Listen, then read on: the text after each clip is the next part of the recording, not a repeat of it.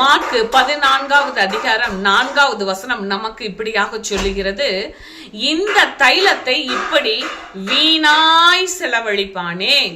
அப்போ தைலம் என்பது அபிஷேகத்தை குறிக்கிறது.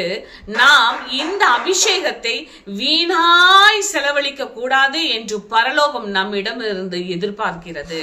வீணான வார்த்தைகளுக்கு பதில் சொல்வது, வீணான காரியங்களிலே கவனம் செலுத்துவது, வீணான ஒவ்வொரு காரியங்களையும் எடுத்து தூக்கி வைத்து அதை பெரிதாய் நினைத்து கொண்டு இருப்பது, இது எல்லாமே வீணான காரியங்கள்.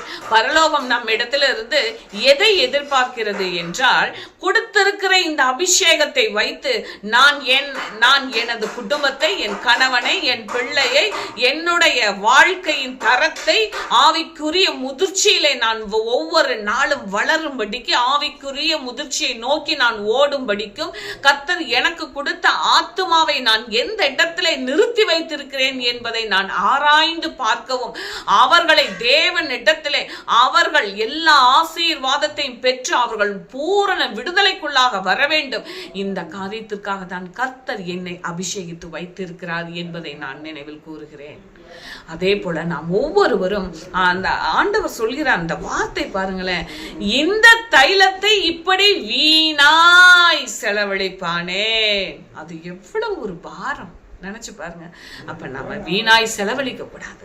இந்த கடைசி காலத்திலே நாம் தேவனுக்காக எதையாகிலும் செய்ய வேண்டும். அவருடைய ராஜ்யத்தை கட்டுவது நம்முடைய பங்கு பெரிதாய் இருக்க வேண்டும். இதை மாத்திரம்தான் நம்ம அல்டிமேட் கோலா